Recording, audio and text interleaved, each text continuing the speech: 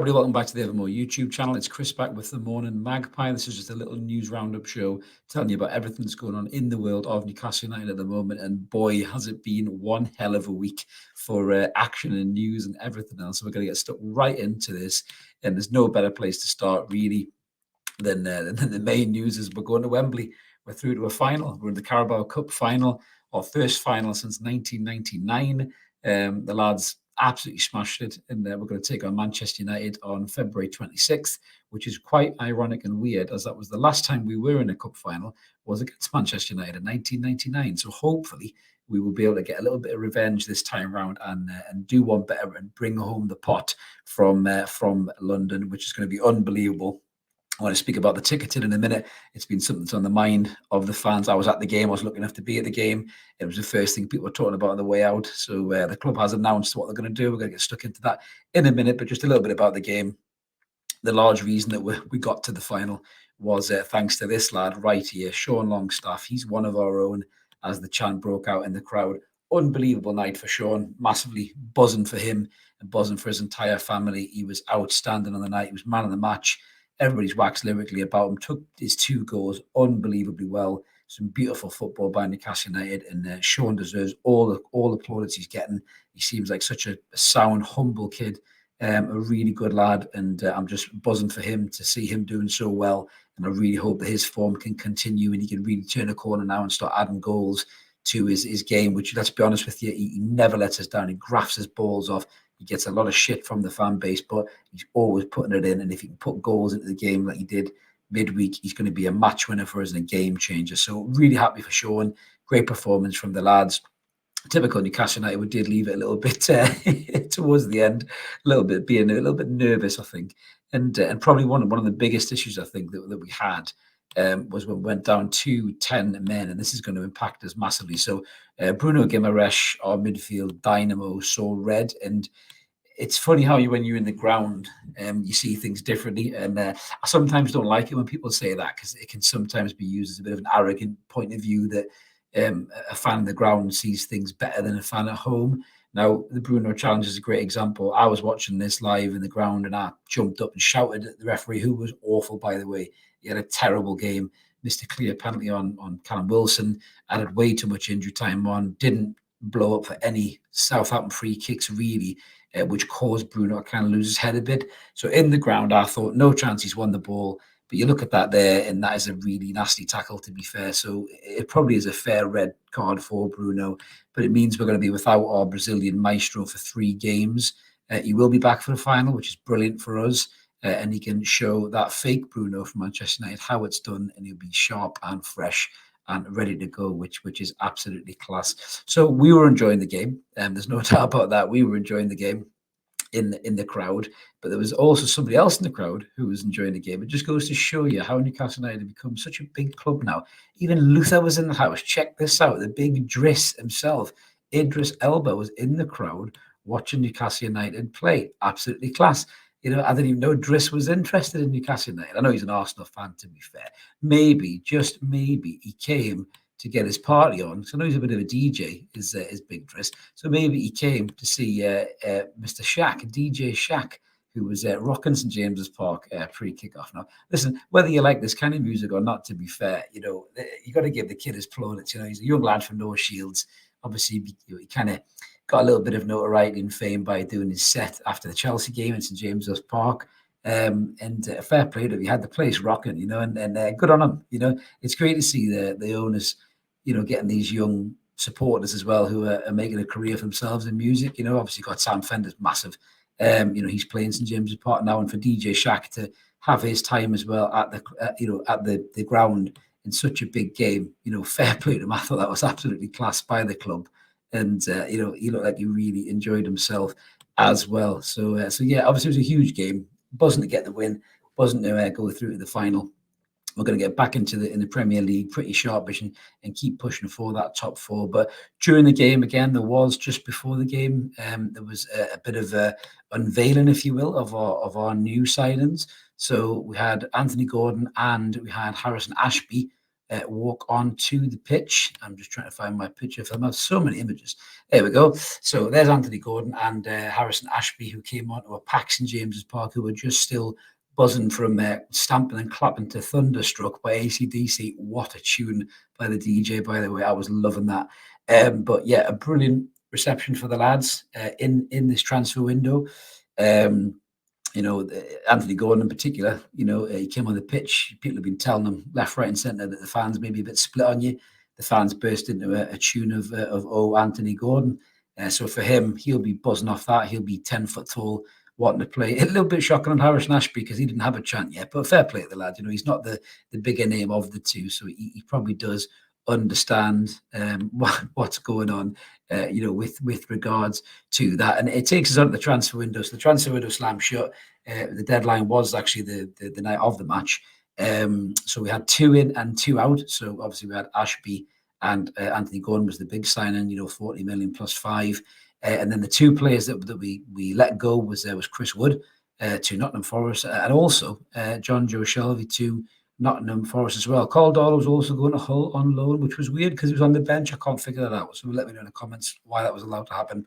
I don't know. But Jonjo in particular, Chris Wood was also at the game, but Jonjo got some real praise because or some real kind of spotlight, which was really nice. A real class act, I thought, by the club. So Jonjo's been here for 7 years. He's put a hell of a shift in for Newcastle United over the years.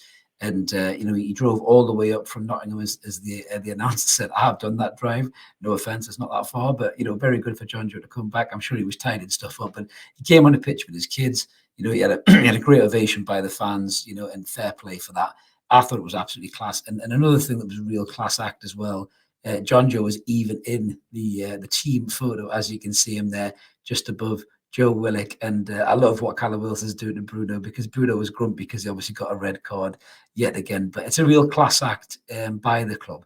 And it also shows you, just kind of what the club's all about under Eddie Howe, in terms of the respect and the appreciation for players and what they've done.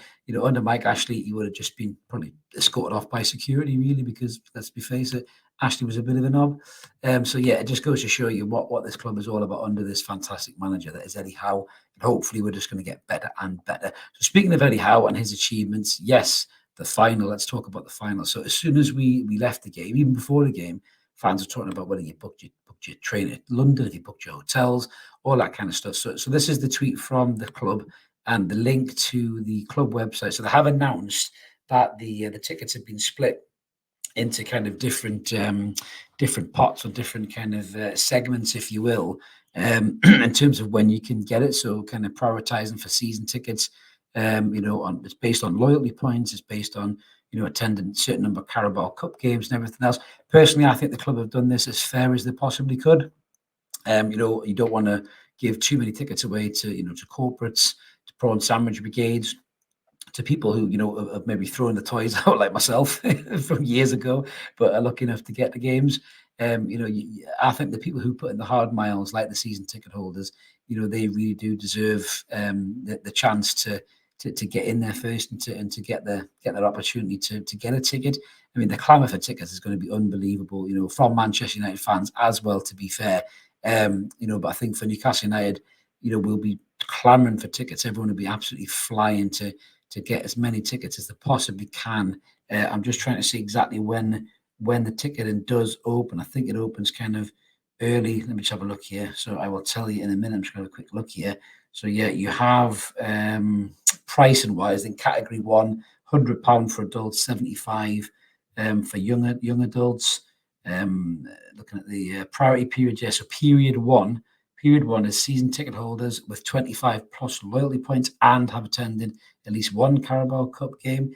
They go on sale from the 6th of February at 10 a.m.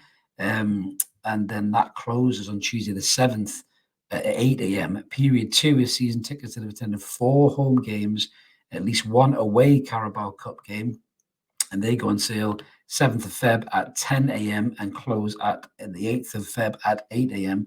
Period 3, which a lot of people that I know are falling into, season ticket holders have attended 3 or 4 home Carabao Cup matches, and tickets go on sale the 8th at 10 a.m. and then close on the 9th at 8 a.m. And period 4 is season ticket holders who attend 1 or 2 more Carabao Cup games. The ballot for them opens on the 9th of February at 10 a.m. The ballot closes on the 10th at 8 a.m. Successful applicants will be notified 5 p.m. by Tuesday, the 14th of February. Happy Valentine's Day indeed. Never mind roses or chocolates. Fuck that. Get yourself Carabao final tickets. Period 5 is season ticket holders that have not attended a Carabao Cup match at all. And that's a ballot that opens on the 10th of Feb at 10 a.m. The ballot closes on the 11th, which is a Saturday, 8 a.m. Successful applicants again will be notified on Valentine's Day.